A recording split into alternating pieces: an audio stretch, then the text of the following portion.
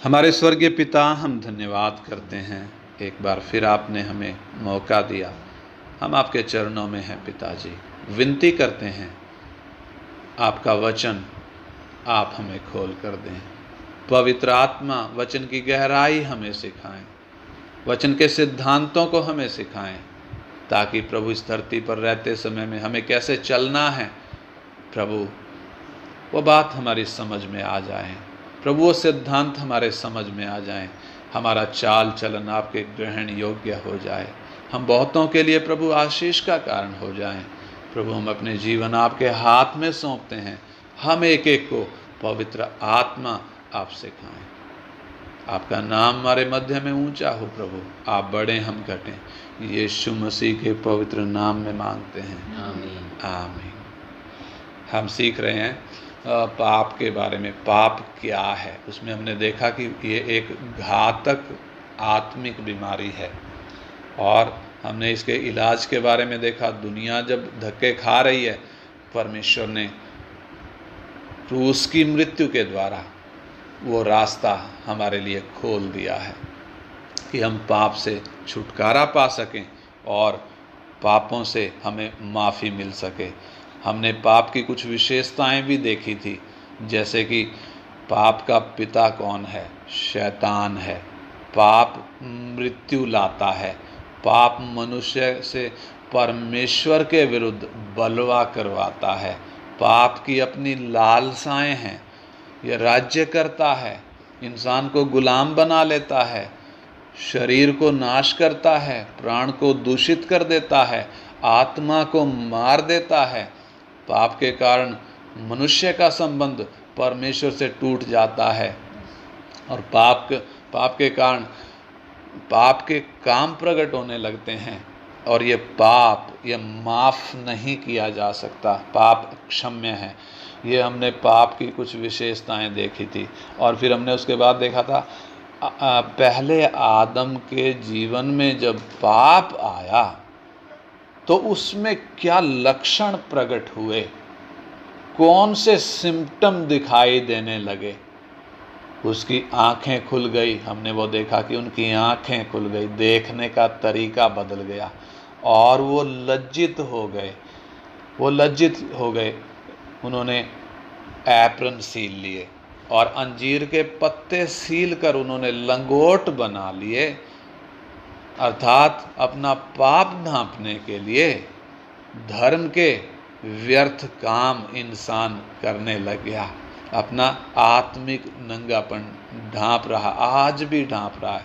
शरीर को तो कपड़े से ढांप लिया, लेकिन आत्मिक नंगेपन को ढांपने के लिए धर्म के व्यर्थ काम करता है। मैले चिथड़े के समान हैं परमेश्वर की नज़रों में इंसान के धर्म के काम। और फिर हम देखते हैं और क्या प्रकट हुआ, वो झाड़ी के पीछे जा छिपे। क्यों? परमेश्वर से डर गए। अब तक ये परमेश्वर से डरते नहीं थे, लेकिन अब ये परमेश्वर से डर गए। परमेश्वर के सामने आने की हिम्मत इनके अंदर नहीं रही, क्योंकि पाप अंदर आ गया। और फिर हमने देखा वो खुद अपने सृष्टिकर्ता पर उंगली उठा रहा है, अपने सृष्टिकर्ता पर उंगली उठा रहा है। और फिर हम देखते हैं उनको अपने पाप का, अपनी गलती का कोई पश्चाताप नहीं है, उसकी गंभीरता को वो समझे नहीं है, इसलिए वो दूसरों पर दोष लगा रहे हैं। अपनी गलती को ना मानकर दूसरों को दोषी ठहरा रहे हैं। हमने देखा ये पहले आदम के जीवन में पाप के लक्षण जो प्रकट हुए हैं, जैसे अभी कोरोना वायरस चल रहा है, उसमें लक्षण कैसे प्रकट हो रहे हैं। जब एक व्यक्ति के अंदर ये वायरस आता है तो वो उसके अंदर बुखार आने लगता है, उसका तापमान बढ़ जाता है, शरीर का तापमान बढ़ जाता है, वो खांसी करता है, वो छींकने लगता है। तो ये क्या है? ये लक्षण है। ऐसे ही पहले आदम के जीवन में वो लक्षण जो प्रकट हुए वो साफ साफ दिखाई दे रहे हैं।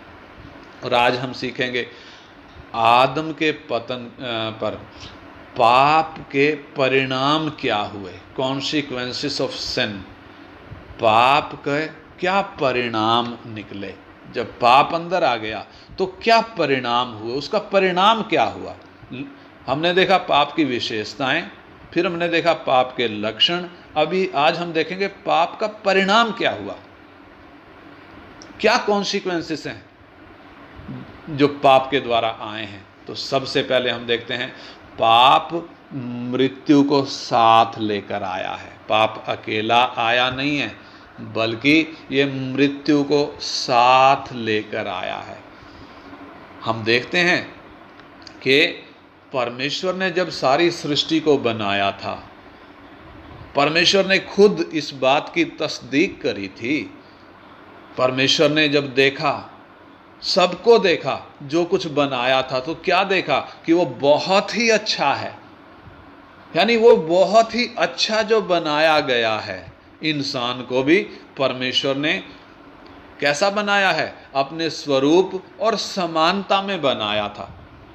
संपूर्ण जगत वास्तव में बहुत सुंदर था, ना तो कहीं पाप था, ना कहीं मौत थी। धरती पर आदम का राज्य था, आदम का शासन था, आदम धरती पर राज्य करता था। वो परमेश्वर की सहायता से संपूर्ण धरती को, संपूर्ण धरती की सारी सृष्टि को वो अपने नियंत्रण में लेकर बड़े दिलेरी के साथ, बड़े ईमानदारी के साथ, वफादारी के साथ वो राज्य कर रहा था। क्योंकि परमेश्वर ने आदम को फैसला लेने के लिए उसके अंदर स्वतंत्र इच्छा दी थी। इसलिए शैतान के उकसावे में आकर उस स्वतंत्र इच्छा को इस्तेमाल करते हुए आदम ने क्या किया, परमेश्वर के वचन को तुच्छ जाना, परमेश्वर के मार्ग को छोड़ दिया।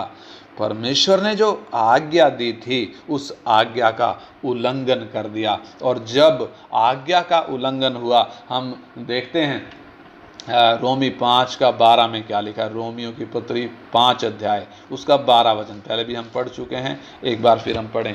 रोमियों की पत्री 5 अध्याय का 12 वचन। इसलिए जैसा एक मनुष्य के द्वारा पाप जगत में आया और पाप के द्वारा मृत्यु आई, और इस रीति से मृत्यु सब मनुष्यों में फैल गई, क्योंकि सब ने पाप किया। हाँ, इधर लिखा है जैसा एक मनुष्य के द्वारा पाप जगत में आया और पाप के द्वारा मृत्यु आई, और इस रीति से मृत्यु सब मनुष्यों में फैल गई। यानी पाप अकेला नहीं आया है। आदम को आज्ञा तोड़ना एक छोटी सी हल्की सी बात जान पड़ी, उसने वचन को तुच्छ जाना, और जब उसने आज्ञा को तोड़ दिया, पाप अंदर आ घुसा है, और पाप मौत को साथ लेकर आया है। यानी इस हल्की सी बात को, आज्ञा तोड़ना उसके लिए हल्की सी बात था, लेकिन उसका जो परिणाम हुआ वो कितना घातक हुआ है, वो कितना भयानक परिणाम हुआ है। जैसे ही उसने आज्ञा तोड़ने का मन बनाया, तोड़ा नहीं, तोड़ने का मन बनाया, पाप उसके अंदर आ गया। इंसान के अंदर पाप कब आया? आज्ञा तोड़ने पर नहीं आया, बल्कि जब उसने आज्ञा तोड़ने की ठानी, आज्ञा तोड़ने का विचार जब उसके मन में वो बल पकड़ने लग गया, पाप उसी घड़ी आ गया। और पाप अंदर आने के कारण जब उसने उस पेड़ की ओर देखा तो उसका देखने का नज़रिया बदल चुका था। वो पाप के कारण बदल चुका था। पाप उस फल में नहीं था, वो फल में कोई खराबी नहीं थी, वो फल खाने से उसके अंदर कोई बदलाव नहीं आया, बल्कि पाप उसके अंदर कब आ चुका है? जब उसने परमेश्वर का वचन तोड़ने का मन बना लिया, जब उसने अपनी इच्छा करने का मन बना लिया, तभी पाप उसके अंदर आ गया। पाप अंदर आने के कारण उसने वो फल तोड़कर खाया, आज्ञा को तोड़ दिया। पाप अंदर आने के कारण आज्ञा को तोड़ा है। पाप ने उसके शरीर को, प्राण को, आत्मा को बहुत गहरा असर दिया है, बहुत विपरीत प्रभाव डाला है, बहुत घातक असर हुआ है। पाप मौत को साथ लेकर आया।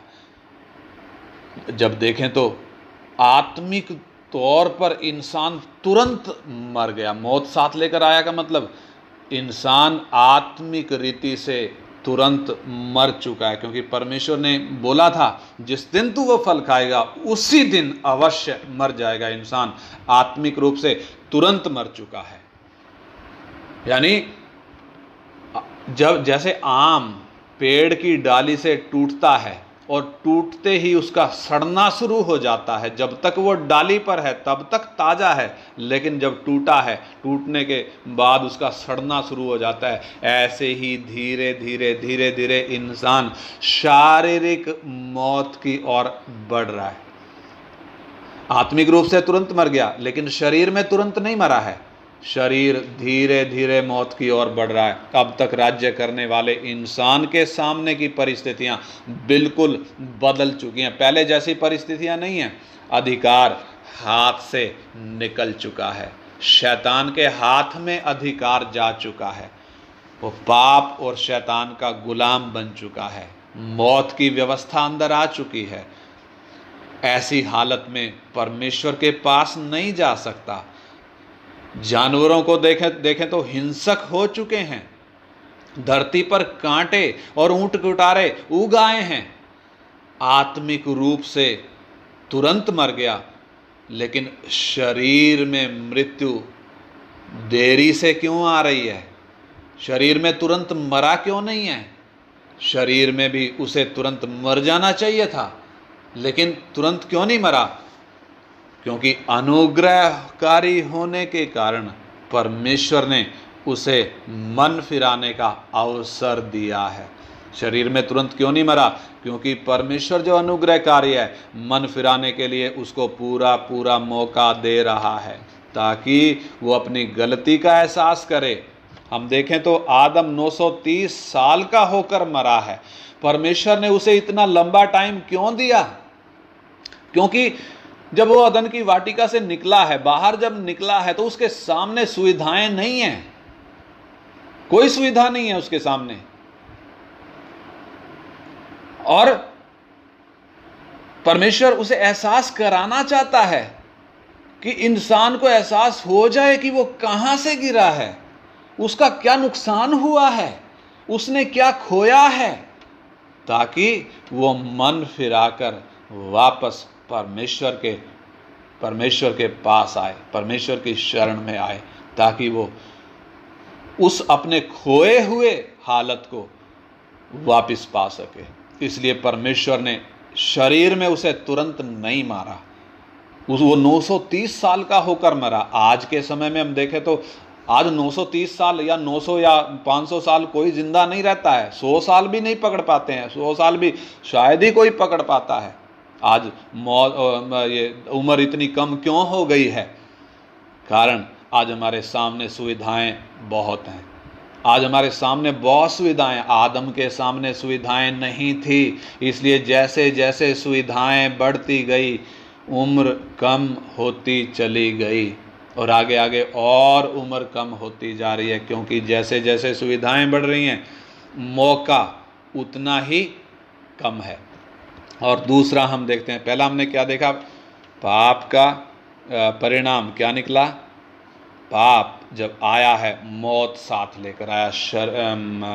आत्मा में तुरंत मर गया, शरीर में धीरे धीरे मर रहा है, यानी मौका दे रहा है। परमेश्वर मन फिराने का अवसर दे रहा है। तुरंत नहीं मरा है शरीर में, लेकिन शरीर धीरे धीरे धीरे धीरे पाप और मृत्यु की जो व्यवस्था अंदर आई है, उसके कारण शरीर टूटता जा रहा है, टूटता जा रहा है, और एक दिन आएगा ये मिट्टी में मिल जाएगा। दूसरा हम देखते हैं, कड़ी मेहनत की ज़रूरत है। अब तक इंसान अदन की वाटिका में आराम से उधर अदन की वाटिका में काम करता और देखभाल करता था, और पेड़ों के जो फल थे, उन पेड़ों के फल बड़े आराम से खाता था, पेड़ों के फल खाता था। लेकिन अब परमेश्वर उसे क्या कहता है? उत्पत्ति 3 अध्याय उसका 17 से 19 हम पढ़ें। उत्पत्ति 3 अध्याय उसका 17 वचन से 19 वचन तक फुर्ती से हम पढ़ें। और आदम से उसने कहा, तूने जो अपनी पत्नी की बात सुनी और जिस वृक्ष के फल के खाने के विषय में मैंने तुझे आज्ञा दी थी कि तू उसे ना खाना, उसको तूने खाया है, इसलिए भूमि तेरे कारण शापित है। तू उसकी उपज जीवन भर दुख के साथ खाया करेगा, और वह तेरे लिए ऊंट कांटे और ऊंट कटारे उगाएगी, और तू खेत की उपज खाएगा और अपने माथे के पसीने की रोटी खाया करेगा। बस इधर क्या परमेश्वर ने उसको बोला है, क्या श्राप दिया है कि भूमि तेरे कारण श्रापित है, तू उसकी उपज जीवन भर दुख के साथ खाया करेगा। वो तेरे लिए कांटे ऊंट कटारे उगाएगी, खेत की उपज तू खाएगा। अब तक अदन की वाटिका के पेड़ों के फल तू खाता था, अब खेत की उपज खाएगा और अपने माथे के पसीने की रोटी खाया करेगा। हम देख सकते हैं जैसे आज खेत हैं वैसे खेत नहीं थे उस वक्त। आज तो ट्रैक्टर हैं, आज तो खेत को जोतने के लिए बहुत सुविधाएं हैं। आदम के सामने ना ट्रैक्टर है, ना बैल, ना तो हल है, ना तो कोई औजार है। जंगल हैं, कांटे ऊंट कटारे हैं। अब इस आदम को करना क्या पड़ेगा? परिस्थितियां बिल्कुल सामने की परिस्थितियां बदल चुकी हैं। अदन की वाटिका और यह बाहर का वातावरण बिल्कुल भिन्न है। अदन की वाटिका में वो जो पेड़ थे उनके फल खा सकता था, लेकिन आज उसे खेती करनी है, कठिन मेहनत करनी पड़ेगी। जंगल काट कर, ऊंट कटारों को काट कर भूमि तैयार करना पड़ेगा। उसके लिए औजार भी खुद ही ढूंढने पड़ेंगे। इस प्रकार उसको जमीन तैयार करनी पड़ेगी। उस तैयार जमीन में फिर उसको खाने लायक फसल उगानी पड़ेगी। अब खाने लायक फसल का बीज लाएगा कहाँ से? हम देखते हैं परमेश्वर ने धरती पर सब प्रकार के वनस्पति उगाई थी, उसमें खाने योग्य फसल भी होगी और उसको ढूंढना है वो खाने योग्य फसल कौन सी है। वो फसल में से उसको बीज ढूंढने हैं, वो बीज फिर उसको वो बोने हैं और फिर उसको परमेश्वर पर निर्भर करना है, ताकि परमेश्वर वो सिंचाई के लिए आकाश से बारिश भेजे या फिर ओस पड़े। क्योंकि उस वक्त ट्यूबवेल नहीं है, उस वक्त कोई ट्यूबवेल नहीं है। सिंचाई के लिए भी उसको परमेश्वर पर निर्भर रहना है। बीज बोया है, बीज उगेगा करके उसके लिए भी परमेश्वर पर उसे निर्भर रहना है। फिर हम देखते हैं जंगली जानवर बिगड़ गए। जानवर क्या चुके हैं? बिगड़ चुके हैं। वो भी कैसे बिगड़ गए? इंसान के पाप के कारण बिगड़ गए। और जानवरों को अब जब जानवर एक दूसरे को खाने लगे हैं, अब ये फसल को उजाड़ेंगे, इसकी फसल को छोड़ेंगे, कोई उजाड़ देंगे। इसलिए जानवरों से बचाने के लिए इसको मेहनत करनी पड़ेगी, बाड़ लगानी पड़ेगी, देखभाल करनी पड़ेगी। सीखते सीखते उसे ये सारा कुछ सीखना है। कठिन मेहनत करके उसे भोजन मिलेगा, आसानी से भोजन नहीं मिलेगा। जानवरों को मुफ्त में भोजन देने वाला परमेश्वर, जानवरों को मुफ्त में भोजन देने वाला परमेश्वर इस आदम के साथ इतना सख्त क्यों? इसके लिए इतनी कठिन मेहनत क्यों? ताकि इसको एहसास हो जाए वो परमेश्वर से दूर हो चुका है, उसे उस नुकसान का एहसास हो जाए जो परमेश्वर के वचन को तुच्छ जानने के कारण उसने उठाया है। क्या हम लोगों को एहसास हो रहा है कि वचन की गंभीरता कितनी है? जिस वचन को आदम ने तुच्छ जाना, आज्ञा को तोड़ दिया। हमारे सामने परमेश्वर का वचन है, हमारे हाथ में 66 किताबें बाइबल के रूप में हैं।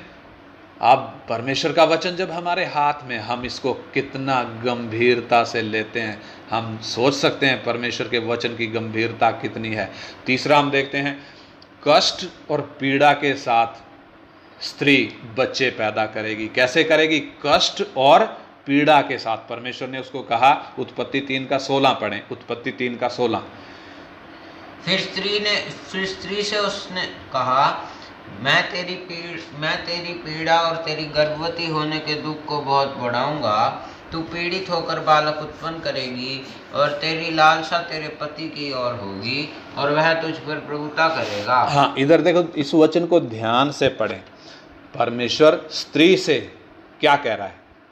कहता है, फिर स्त्री से उसने कहा, मैं तेरी पीड़ा, ध्यान देना, मैं तेरी पीड़ा और तेरे गर्भवती होने के दुख को बहुत बढ़ाऊंगा। दो बातें, मैं तेरी पीड़ा और तेरे गर्भवती होने के दुख को बहुत बढ़ाऊंगा, और तू पीड़ित होकर बालक उत्पन्न करेगी।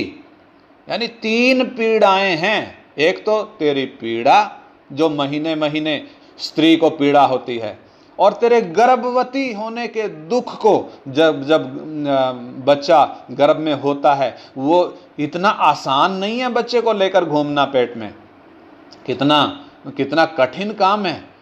परमेश्वर कहता है, मैं तेरे गर्भवती होने के दुख को बहुत बढ़ाऊंगा, तू पीड़ित होकर बालक उत्पन्न करेगी। स्त्री जब बालक उत्पन्न करती है, कितना पीड़ा में से होकर गुजरती है, कितना पीड़ा में से होकर गुजरती है। वो तकलीफ ऐसी है जो सहन नहीं होती है। औरत चिल्ला उठती है। और हम सोच कर देखें, जरा हम सोच कर देखें, इस धरती पर हर मिनट में 250 बच्चे इस धरती पर पैदा हो रहे हैं। हर मिनट में, हर एक मिनट में औसत 250 बच्चे पैदा हो रहे हैं। यानी हर मिनट में इस धरती पर 250 औरतें चिल्ला रही हैं, जोर जोर से चिल्ला रही हैं। और जब ये चिल्ला रही हैं हर मिनट में, यानी कि एक भी सेकंड ऐसा नहीं है जब ये चिल्लाहट बंद होती हो। यानी लगातार ये चिल्लाहट किधर पहुंच रही है? आकाश तक पहुंच रही है। लेकिन आप सोच कर देखें, दर्द है तो इस दर्द को एक स्त्री सहन करने के लिए तैयार रहती है। क्यों तैयार रहती है? ये दर्द परमेश्वर का दिया हुआ, ये दर्द ये खुशी से सहन कर लेती है। सहन नहीं होता है तो भी सहन करने के लिए तैयार हो जाती है, क्योंकि ये दर्द एक खुशी लेकर आता है। एक नया बच्चा घर में आता है, एक खुशी आती है। हालेलुया। हमारा प्रभु भी जब क्रूस की मृत्यु उसके सामने रखी थी, क्रूस, वो कटोरा जब उसके सामने था, 3 बार प्रार्थना किया, हे पिता, हो सके तो यह कटोरा मेरे सामने से हट जाए, फिर भी मेरी नहीं तेरी इच्छा पूरी हो। और हम देखते हैं उसका खून मोटी मोटी पसीने की बूंदों के जैसे टपकने लगा। इतनी वेदना उसके अंदर थी। लेकिन परमेश्वर का वचन कहता है, उसने क्रूस के उस दुख को सहन कर लिया। क्यों सहन कर लिया? इस दुख के बाद जो बच्चे पैदा होंगे, इस दुख के बाद जो खुशी मिलेगी, वो खुशी को वो देख रहा था। उसका लक्ष्य क्या था? उसकी नज़र किधर थी? उन बच्चों पर थी जो पैदा होने वाले हैं, जैसे हम पैदा हुए हैं, नए सिरे से जो पैदा हुए हैं। हालेलुया। वो खुशी के कारण जो क्रूस के बाद मिलना थी, उसने क्रूस का वो भारी कष्ट उठा लिया। परमेश्वर का वचन कहता है, पौलुस भी इस बात को कहता है कि जब तक तुम में मसीह का रूप ना बन जाए, मैं तुम्हारे लिए जच्चा किसी पीड़ा सहता हूँ। यानी एक विश्वासी उसके अंदर मसीह का रूप बनना है, मसीह का रूप दिखना है। उसके लिए सेवक क्या कर रहा है?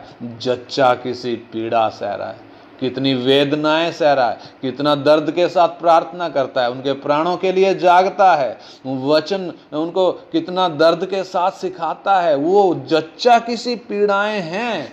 क्यों जच्चा किसी पीड़ाएं? इसके बाद जो दिखाई देगा, जो रूप दिखाई देगा, वो खुशी लेकर आएगा। कितना धन्य है। परमेश्वर ने जो श्राप दिया स्त्री को, वो श्राप में भी क्या मिल रहा है? खुशी लेकर आ रहा है। और हम आगे देखते हैं पाप का परिणाम, सब पापी हो गए। रोमी 5 का 19 पढ़े। रोमियों की पत्री 5 अध्याय का 19 वचन। रोमियों की पत्री 5 अध्याय का 19 वचन। परमेश्वर का वचन क्या कहता है? क्योंकि जैसा एक मनुष्य की आज्ञा ना मानने से बहुत लोग पापी ठहरे। हाँ, इधर लिखा क्योंकि जैसा एक मनुष्य के आज्ञा ना मानने से बहुत लोग पापी ठहरे। यानी एक आदम के कारण संपूर्ण मानव जाति पाप में पड़ी है। एक व्यक्ति पाप करने के कारण, एक व्यक्ति पाप करने के कारण सब व्यक्तियों में पाप आ गया है। सब व्यक्तियों में पाप आ गया है। और कोई भी पाप करने के कारण पापी नहीं है, बल्कि वो जन्म से पापी है, क्योंकि उसका जन्म पाप में हुआ है। यानी उस बीज से हुआ है जो नाशवान है, जिसमें पाप है। यानी जैसा पिता है वैसी ही उसकी संतान भी पैदा हो रही है। परमेश्वर जब स्वर्ग से देखता है, मनुष्यों को देखता है, तो एक भी धर्मी नहीं दिखता, सब के सब पापी दिखते हैं। भजन संहिता 53 अध्याय को हम पढ़ सकते हैं। उधर साफ लिखा है, परमेश्वर जब स्वर्ग से मनुष्यों पर दृष्टि करता है कि देखे कि कोई बुद्धि से चलने वाला है या नहीं, कोई परमेश्वर को पूछने वाला है या नहीं, वो सब के सब हट गए, सब के सब एक साथ बिगड़ गए। कोई सुकर्मी नहीं, एक भी नहीं, कोई धर्मी नहीं, एक भी नहीं। रोमियो की पत्री में भी 3 अध्याय में हम पढ़ सकते हैं, कोई धर्मी नहीं, एक भी नहीं, क्योंकि सब ने पाप किया है और परमेश्वर की महिमा से रहित हैं। यानी एक व्यक्ति के पाप के कारण पूरी मानव जाति पापी हो चुकी है। आदम के बीज के द्वारा पैदा हुआ हर एक व्यक्ति पापी है। यही कारण है कि एक व्यक्ति को नए सिरे से जन्म लेने की जरूरत है। प्रभु यीशु मसीह कहते हैं, जब तक एक व्यक्ति नए सिरे से ना जन्मे परमेश्वर के राज्य को देख नहीं सकता। इसलिए यीशु मसीह आदम के बीज से पैदा नहीं हुए। यीशु मसीह कैसे पैदा हुए? वो एक ही है मानव जाति में, मानव इतिहास में एक ही ऐसा जन्म है जो आदम के बीज से नहीं हुआ है, बल्कि एक कुंवारी स्त्री, एक कुंवारी लड़की वो गर्भवती पाई गई। हालेलुया। आदम के बीज से वो पैदा नहीं हुआ, इसलिए वो पापी नहीं था। वो निर्दोष, निष्कलंक, निष्पाप, पाप से अज्ञात था, इसलिए वो हम पापियों के लिए कीमत दे पाया। बाकी जितने आदम से आए सब के सब पापी। और आगे हम देखते हैं, सब मनुष्य दोषी ठहर चुके हैं। All are condemned. सब मनुष्य दोषी ठहर चुके हैं। उसके लिए पढ़ें रोमी 5:18। रोमी 5:18। इसलिए जैसा एक अपराध सब मनुष्यों के लिए दंड की आज्ञा का कारण हुआ, वैसा ही एक धर्म का काम भी सब मनुष्यों के लिए जीवन के निमित्त धर्मी ठहराए जाने का कारण हुआ। हाँ, इधर लिखा है, जैसा एक अपराध सब मनुष्यों के लिए दंड की आज्ञा का कारण हुआ। एक अपराध आदम ने जो किया था सब मनुष्यों के लिए दंड की आज्ञा का कारण बन गया। एक आदम के पाप के कारण सारी मानव जाति परमेश्वर के दंड के अधीन आ चुकी है। एक व्यक्ति चाहे अपने जीवन में गलती ना भी करे, झूठ ना भी बोले, तो भी वो पापी है। कारण उसके खून में पाप है, उसके अंदर पाप बैठा है। उसका जन्म पाप के उस बीज से हुआ है जिसमें पाप है। वो उसके खून में पाप है, उसके अंदर पाप बैठा है। इस पाप के कारण वो क्या है? दोषी है। वो दोषी ठहराया जा चुका है, उस पर परमेश्वर का दंड आ चुका है। वो दोषी ठहर चुका है। किसके कारण? वो पाप जो अंदर बैठा है। बेशक वो झूठ नहीं बोल रहा, तो भी उसे घमंड करने के लिए जगह नहीं है। वो पापी है, परमेश्वर के न्याय दंड के वो अधीन है। पाप के कारण जहाँ मनुष्य अनंतकालीन दंड के अधीन है, अनंतकालीन दंड के अधीन है, वहीं वो जीते जी भी क्या भोग रहा है? यह दंड भोग रहा है। आने वाले दिनों में उस बात को हम सीखेंगे। परमेश्वर का धन्यवाद हो जिसने अपना अनुग्रह हम पापियों पर प्रकट किया। अर्थात जब धरती पर कोई मनुष्य धर्मी नहीं था, सबके सब पापी थे, तब परमेश्वर खुद मनुष्य का शरीर लेकर इस धरती पर आया, पाप से अज्ञात था, निर्दोष और निष्कलंक था, एक मेमने के रूप में पापी मानव जाति के लिए बलिदान हो गया। परमेश्वर का न्याय उस पर पूरा हो गया, परमेश्वर की धार्मिकता उसने पूरा करी। इसलिए रोमी 8:1 में लिखा है, अब जो मसीह यीशु में हैं उन पर दंड की आज्ञा नहीं। वो निर्दोष ठहराए जा चुके हैं, वो धर्मी ठहराए जा चुके हैं। कौन? जिन्होंने यीशु मसीह को स्वीकार किया है, वो अब दोषी नहीं है। नहीं तो पापी मानव जाति, एक आदम के पाप के कारण सब के सब पापी हैं और दोषी ठहराए जा चुके हैं। परमेश्वर का वचन कहता है यूहन्ना 3:16, 17, 18, 19 में जब हम पढ़ते हैं, दंड की आज्ञा का कारण तो ये है कि ज्योति जगत में आई, लेकिन मनुष्यों ने उसे स्वीकार नहीं किया क्योंकि उनके काम बुरे थे। यानी दंड की आज्ञा का कारण क्या है? यीशु मसीह को स्वीकार ना करना। जब यीशु मसीह सारे जगत के पापियों के लिए बलिदान हुआ है, अब एक व्यक्ति चाहे तो इस दंड से बच सकता है। यीशु मसीह को स्वीकार करके नहीं कर रहा है तो उसका मतलब क्या है?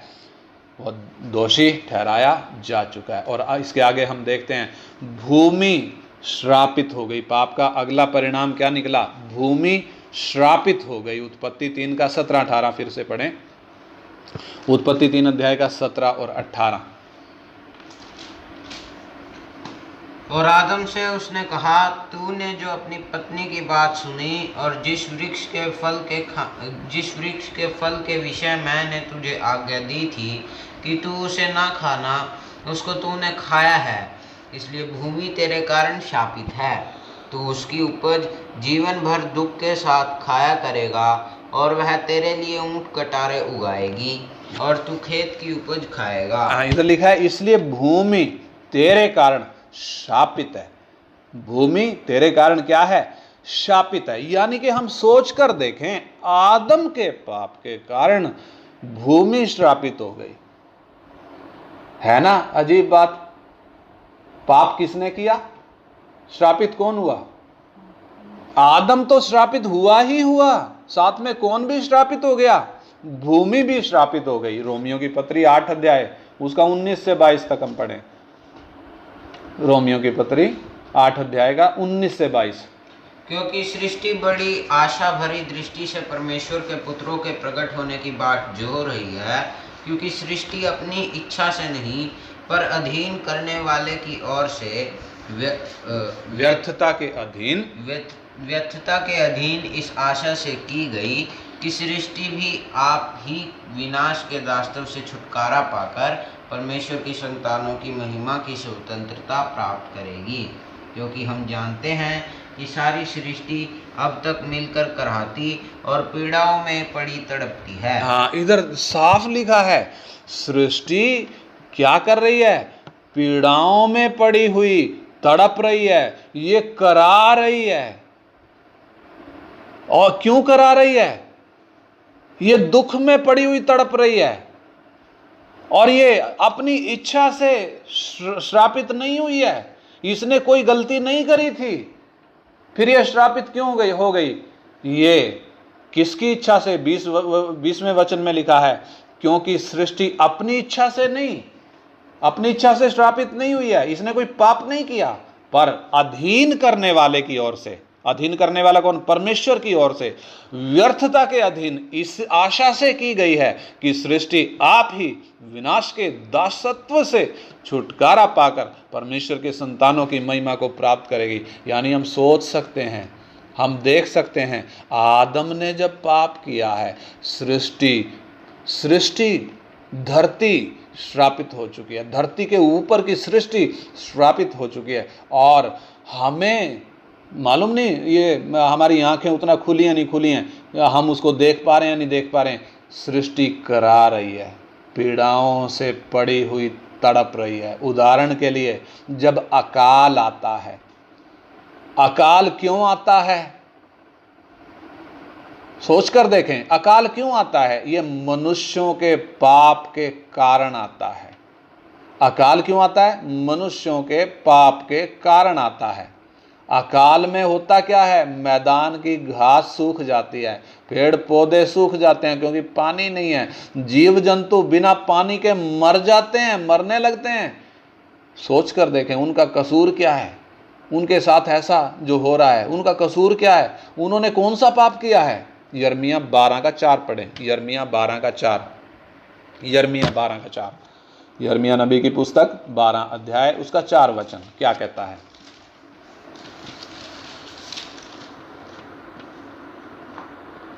कब तक देश विलाप करता रहेगा और सारे मैदान की घास सूखी रहेगी? देश के सब निवासियों की बुराई के कारण पशु पक्षी सब नष्ट हो गए हैं, क्योंकि उन लोगों ने कहा वह हमारे अंत को ना देखेगा। इधर क्या लिखा है? कब तक देश विलाप करता रहेगा और सारे मैदान की घास सूखी रहेगी? देश के सब निवासियों की बुराई के कारण। किसके कारण? देश के निवासियों की, ध्यान दें, देश के निवासियों की बुराई के कारण पशु पक्षी सब नाश हो गए हैं। किसके कारण? देश के निवासियों की बुराई के कारण। यानी पशु पक्षियों का कोई दोष नहीं था, मैदान की घास का कोई दोष नहीं था, पेड़ पौधों का कोई दोष नहीं था। वो क्यों करा रहे हैं? वो क्यों पीड़ा में पड़े तड़प रहे हैं? आदम के पाप के कारण, इंसान के पाप के कारण भूमि श्रापित हो चुकी है। मनुष्य के पाप के कारण पृथ्वी करा रही है। भूमि का अगर हम देखें तो ज्यादातर हिस्सा बंजर पड़ा हुआ है, वहां कुछ भी पैदा होता नहीं है क्योंकि पानी नहीं है। पानी नहीं होने से भूमि तड़प रही है। हमें तड़पती हुई पता नहीं दिखती है नहीं दिखती है, लेकिन भूमि तड़प रही है। हम देख सकते हैं अगर हमारी देखने की आंखें हैं तो। वो क्यों विलाप कर रही है? वो विलाप कर रही है। हमें चाहे वो कान में सुनता ना हो, लेकिन यशाया एक अध्याय में उधर लिखा है, हे स्वर्ग सुन, हे पृथ्वी कान लगा।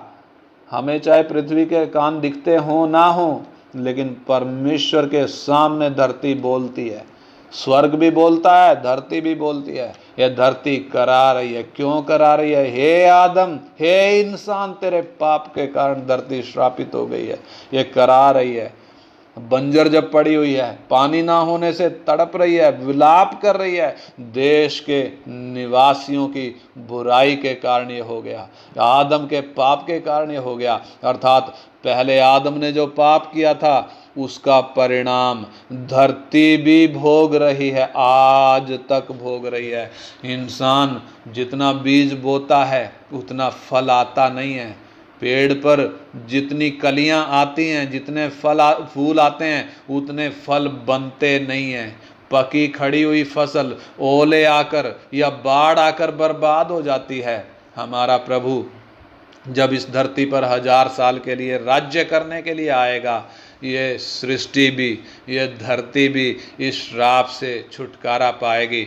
उधर रोमी 8 अध्याय का जो 19 से हमने पढ़ा, उधर 19 वचन में लिखा, क्योंकि सृष्टि बड़ी आशा भरी दृष्टि से परमेश्वर के पुत्रों के प्रकट होने की बाट जो रही है। और 21 में लिखा है कि सृष्टि आप ही विनाश के दासत्व से छुटकारा पाकर परमेश्वर की संतानों की महिमा की स्वतंत्रता प्राप्त करेगी। ये कब होगा? 1000 साल का राज्य जब शुरू होगा। हमारा प्रभु जब इस धरती पर राज्य करने के लिए आएगा, धरती का ये श्राप खत्म हो जाएगा। धरती फिर श्रापित नहीं रहेगी, फिर बंजर नहीं रहेगी, फिर ये कराहेगी नहीं, फिर ये पूरी उपज देगी, अपनी पूरी उपज देगी। श्राप सारा हट जाएगा। हालेलुया। वो कितना अच्छा समय होगा जब जंगली जानवर भी घास खाएंगे। जंगली जानवर एक दूसरे को नहीं खाएंगे, मांस नहीं खाएंगे, इंसान भी मांस नहीं खाएगा। कितना धन्य समय होगा। हालेलुया। ये अभी ये हालत क्यों है? धरती को श्राप क्यों मिला है? ताकि इंसान को मालूम हो जाए वो अपने पाप के कारण परमेश्वर से दूर है, इसलिए धरती उसे अपनी पूरी उपज नहीं दे रही है। यानी इन सब के द्वारा परमेश्वर इंसान से बात कर रहा है। उसे पूरा मौका दे रहा है ताकि वह अपने पाप का अंगीकार करके टूटे मन के साथ, पिसे मन के साथ, पश्चातापी होकर परमेश्वर की ओर फिरे। आइए हम प्रार्थना करें। हमने देखा पाप का परिणाम क्या निकला है, पाप ने कैसे काम किया, क्या परिणाम निकला। पाप मृत्यु को साथ लेकर आया है। फिर हमने देखा अब इंसान को कड़ी मेहनत की ज़रूरत है। फिर हमने देखा स्त्री जब बच्चे पैदा कर रही है कितनी चिल्लाहट स्वर्ग की ओर, हर समय लगातार चिल्लाहट स्वर्ग की ओर जा रही है। कष्ट के साथ, पीड़ा के साथ स्त्री बच्चे पैदा कर रही है। और फिर हमने देखा कि सब पापी हो गए, एक ने पाप किया लेकिन सब पापी हो गए। और फिर हमने देखा मनुष्य सब के सब दोषी हैं, न्याय दंड के अधीन हैं। और फिर हमने देखा भूमि श्रापित हो चुकी, करा रही है, तड़प रही है। आइए हम प्रार्थना करें। हमें मिला हुआ मौका, हमें मिला हुआ मौका परमेश्वर के अनुग्रह से, जब हम क्रूस के पास आए, वो सारा दंड, पाप का वो सारा दंड हट गया। हालेलुया, वो सारा दंड हट गया। और जब पाप निकल गया उसके लक्षण दिखाई देना बंद हो गए, उसकी खूबियां हट गई, उसका परिणाम भी हट गया। वो बीमारी का पूरा पूरा इलाज हो गया। इन दिनों में हमने देखा है जब साइंस, डॉक्टर आत्मा के इलाज को ढूंढ नहीं पा रहे हैं, आत्मा की बीमारी को डायग्नोज भी नहीं कर पा रहे हैं, इलाज तो ढूंढना बाद की बात है, बीमारी को डायग्नोज भी नहीं कर पा रहे हैं। ऐसे में परमेश्वर ने अपने आत्मा के द्वारा, अपने वचन के द्वारा हमें कैसे साफ साफ इस बीमारी को डायग्नोज करने के लिए और इसका इलाज क्या है, परमेश्वर ने वो साफ साफ हमें बताया है। ये बीमारी है क्या, इस बीमारी की खूबी क्या है, इसकी विशेषता क्या है, इसके लक्षण क्या हैं, इसका परिणाम, इसका भयंकर परिणाम क्या है और इसका इलाज क्या है। परमेश्वर ने ये बातें हमें सीखने के लिए पवित्र आत्मा के द्वारा हमें खोल कर दी। ये 5 बातें परमेश्वर ने पाप के विषय में जो हमें खोल कर दी हैं, जो इस संसार के वैज्ञानिक नहीं ढूंढ पाए, जो इस संसार के डॉक्टर नहीं ढूंढ पाए, परमेश्वर ने अपने आत्मा के द्वारा उन बातों को हम पर खोला है। इसलिए आइए हम परमेश्वर का धन्यवाद करें। ये परमेश्वर का अनुग्रह है, परमेश्वर ने अपने आत्मा के द्वारा इन बातों को हमें खोल कर दिया, अपने वचन के द्वारा हमें खोल कर दिया। इसलिए आइए हम परमेश्वर के वचन के प्रति और अधिक आज्ञाकारी होने के लिए उस समर्पण में आएं, परमेश्वर के उस प्यार को समझें जिस प्यार के कारण हम इस पाप की गुलामी से छुड़ाए जा सके, हमारे पाप के काम माफ़ हो सके। स्वर्ग को एक बड़ी कीमत उसके लिए चुकानी पड़ी है। हमने आसानी से छुटकारा नहीं पाया है, स्वर्ग को भारी कीमत देना पड़ी है। स्वर्ग का परमेश्वर जो सारी सृष्टि का मालिक है, इस धरती पर मनुष्य का शरीर लेकर आया। वो इंसान जो परमेश्वर के बनाए हुए हैं, परमेश्वर के सामने जो टिड्डी, जो कीड़े ही हैं, एक फूंक मारे धरती भाग जाए, इंसान की औकात क्या है, उस इंसान के द्वारा दुख उठाया। आप सोच कर देखें कितना अपमानित हुआ। आप सोच कर देखें वह मुंह जिसकी तरफ कोई देख नहीं सकता, थूक से सना हुआ है। किसके कारण? मुझ पापी के कारण, हम पापियों के कारण। स्वर्ग के परमेश्वर ने कितनी भारी कीमत चुकाई है, कितनी भारी कीमत चुकाई है। हम इस उद्धार को हल्के में ना लें। जो उद्धार हमें मिला है बहुत कीमती है, बहुत कीमती है। इसलिए आइए हम परमेश्वर से प्रार्थना करें, परमेश्वर हमारी सहायता करे। हालेलुया। हमारे स्वर्गीय पिता, हम धन्यवाद करते हैं आपके पवित्र वचन के लिए, सीखने के लिए आपने मौका दिया।